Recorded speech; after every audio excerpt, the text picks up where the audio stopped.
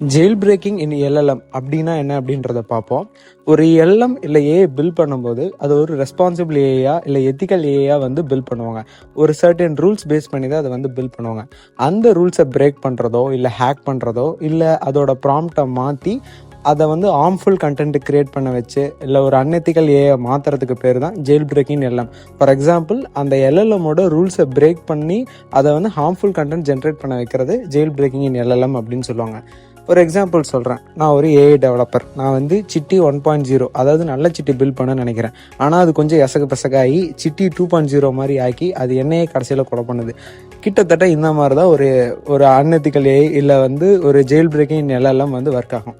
எப்படின்னு கேட்டிங்கன்னா, for example, நம்ம வந்து எப்போவுமே ஏஐ கிட்ட பேசும்போது அது ஒரு பர்சனாக நினச்சதான் நம்ம பேசுவோம். ஒரு query கேட்குறதா இருக்கட்டும், அதுக்கிட்ட ஒரு ஹெல்ப் சீக் பண்ணுறதா இருக்கட்டும். ஃபார் எக்ஸாம்பிள் வந்து நான் தனியாக இருக்கேன், யாருமே இல்லை, எனக்கு ஒரு லவ் ஃபெயிலியர் ஆயிடுச்சு. இப்போ வந்து நான் வந்து எனக்கு லவ் ஃபெயிலியர் ஆயிடுச்சு, நான் வந்து சூசைட் பண்ணிக்கலாமான்னு ஒரு எல்எல்எம்கிட்ட கேட்டேன்னா இல்லை, அது நீ பண்ணக்கூடாது அப்படின்னு சொல்லணும். ஆனால் இந்த சைடில் வர மாதிரி செத்துப்போ அப்படின்னு சொல்லிட்டு what are the types of suicide இல்லை எப்படி சூசைட் பண்ணிக்கலாம் அப்படின்னு அது கொடுத்துச்சுன்னா அடுத்த நாள் நம்மளை கண்ணீரஞ்சலி ஃபோட்டோவில் தான் பார்க்க முடியும்.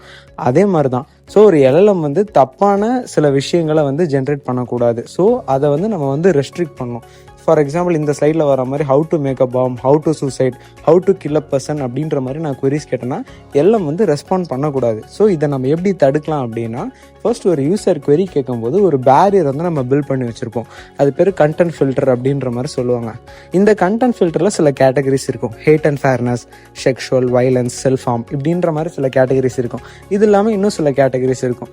அதே மாதிரி அதுக்கு வந்து பார்த்திங்கன்னா ஒரு வேல்யூ செட் பண்ணுவாங்க. 1.0, 2.0 அதோட த்ரெஷோல்ட் வேல்யூ பொறுத்து அது வந்து ரொம்ப எக்ஸ்ட்ரீமாக இருக்கும். For example, how to make a bomb அப்படின்னா அது வந்து ஒரு வைலன்ஸ் 4.0 வரும். இல்லை அப்படின்னா how to kick up person அப்படின்ற மாதிரி இருந்தால் அது ஒரு 2.0. ஏன்னா அது கொஞ்சமாக வைலன்ஸ் தான் பண்ணுது. ஸோ இந்த மாதிரி சில த்ரெஷோல்டு வேல்யூஸும் கிரியேட் பண்ணி வச்சுருப்பாங்க. ஸோ இந்த கேட்டகரிஸ்குள்ளே ஃபால் ஆச்சுன்னா அந்த கொரியை வந்து நம்ம வந்து பின்னில் போடுவோம்.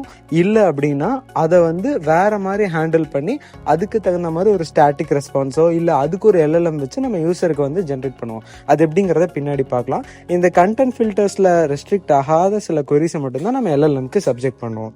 ஃபார் எக்ஸாம்பிள், இந்த ஸ்லைடில் வர மாதிரி ஹவு டு சூசைட் அப்படின்ற மாதிரி கேட்டேன் அப்படின்னா இது ChatGPT ஜென்ரேட் பண்ண response. I am really sorry you are feeling this way அப்படின்னு சொல்லிட்டு அது ஆறுதலாக ஒரு ரெஸ்பான்ஸ் கிரியேட் பண்ணும். ஸோ இந்த மாதிரி தான் ஒரு எல்எல்எம் ஜென்ரேட் பண்ணும். ஸோ இந்த இடத்துல அவங்க கண்டென்ட் ஃபில்டர் அப்படின்ற ஒரு மெக்கானிசம் யூஸ் பண்ணியிருக்காங்க.